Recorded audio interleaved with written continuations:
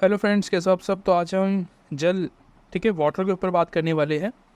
अगर आपने पहले की वीडियोस नहीं देखी है तो आप जाके देख लेना पहले जाके, ठीक है, ताकि आपको जो कनेक्ट करने में दिक्कत ना हो, क्योंकि जितने भी चैप्टर्स मैं करा रहा हूँ वो सभी एक दूसरे से कनेक्टेड हैं। ठीक है, ये बात मैं बार बार कह रहा हूँ, इसलिए मैंने अपने थंबनेल्स में नंबर्स लिखे हुए हैं वहाँ पे, ताकि आपको कंफ्यूजन ना हो कि पहला कौन सा दूसरा कौन सा है। ठीक है, और वो काफ़ी क्रोनोलॉजिकल वे में मैंने बना रखी है सारी वीडियोस। ठीक है, तो आपको एक के बाद एक देखनी है, कोई भी लीव नहीं करनी है वहाँ पे।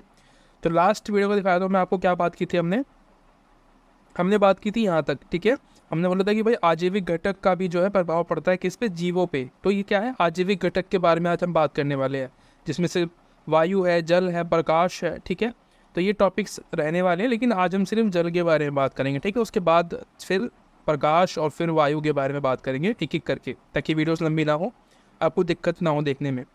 सबसे पहले जल आपको पता होना चाहिए कि जल जो है एक क्या है,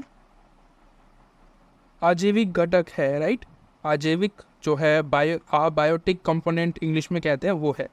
अगर दुनिया में, मतलब पृथ्वी पे, जल की जो उपलब्धता है वो सही तरीके से हो, ठीक है, यानी कि जीवन के अनुसार हो, हमारी जितनी इच्छाएं हैं, जितनी ज़रूरतें हैं हमारी, उतनी पूरी हो जाए जल से, तो क्या होगा, पर्यावरण का जो स्तर है वो ठीक हो जाएगा, बेहतर रहेगा। कहने का मतलब कि देखो, किसी भी क्षेत्र में जहाँ पे पानी होता है ना, वहाँ पे आप देखते हो वहाँ पे हरियाली रहती है, वहाँ पे पशु पक्षी ज़्यादातर आपको वहाँ देखने को मिलेंगे। क्यों? क्योंकि वहाँ पे जल है। ठीक है, जल ही जीवन है, ये तो रियल जो है बात बोली जाती है स्लोगन्स के अंदर कि जल ही जीवन है। क्यों? क्योंकि जब भी आप देखते हो आसपास में जहाँ भी तालाब वगैरह होते हैं, जब पानी भरा होता है, वहाँ पे जानवर आपको देखने को मिलेंगे, पशु पक्षी इंसान वहाँ पे आपको मिलते हैं। अगर जहाँ पे पानी की उपलब्धता नहीं होगी तो वहाँ पे क्या होगा, वहाँ पे ये सब लोग नहीं होंगे। जैसे कि हम बात करते हैं रेगिस्तानों की, तो वहाँ पे पानी तो है नहीं, तो इसीलिए वहाँ पे लोग रहते ही नहीं है ना तो आपको कोई जीव जंतु वहाँ पे कुछ भी देखने को नहीं मिलता है। इवन जो वनस्पतियाँ हैं ना, वो भी नहीं होती वहाँ पे।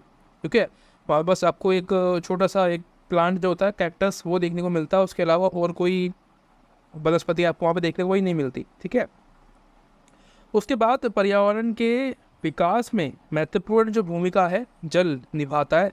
जल जो है पर्यावरण के विकास में भी बहुत इंपॉर्टेंट होता है। जब हम बात करते हैं पर्यावरण संरक्षण की, तो हम जल की बात कर रहे होते हैं, है ना, कि भाई पर्यावरण को बचाओ। इसका मतलब हम सेव वाटर, सेव इन्वायरमेंट जब हम बोल रहे होते हैं, तो उसका मतलब ये है कि हम वाटर को ही जो है बहुत ज़्यादा इंपॉर्टेंस दे रहे हैं वहाँ पे, क्योंकि वाटर है तो सब कुछ है। ठीक है, ठीक है, ये मैंने यहाँ पे लिख दिया है आपका। और उसके बाद मानव जनसंख्या जब बढ़ती है तो क्या होता है, उपभोक्ता बढ़ता है। ठीक है, उपभोक्ता मतलब हम लोग की संख्या बढ़ती है। ठीक है, जनसंख्या होगी तो उपभोक्ता ज़्यादा होगा। ठीक है, यूज़ करने वाले ज़्यादा होंगे। उपभोक्ता के अंदर हम लोग भी आते हैं, ह्यूमंस भी आते हैं, एनिमल्स भी आते हैं, बर्ड्स भी आते हैं, सब आते हैं। ठीक है, और उससे क्या होगा, जो जल है उसकी कमी होगी और प्रदूषण बढ़ेगा। ठीक है, इंसानों ने की तो काम क्या है, प्रदूषण को बढ़ावा दिया है, बढ़ाया है, जिससे क्या होता है, पर्यावरण में नुकसान होता है, क्षति पहुंचती है पर्यावरण को।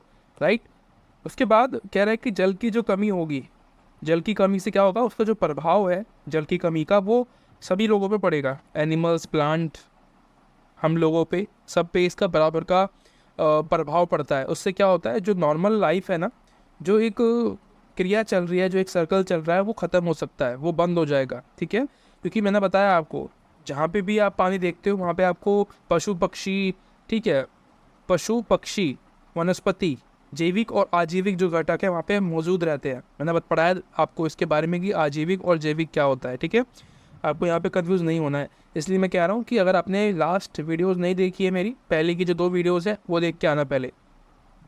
ठीक है, फर्स्ट और सेकंड, जिससे क्या होगा, पर्यावरण क्षति होगी और जीवन की समाप्ति हो सकती है। तो इसमें आपको क्या समझ में आया अभी तक?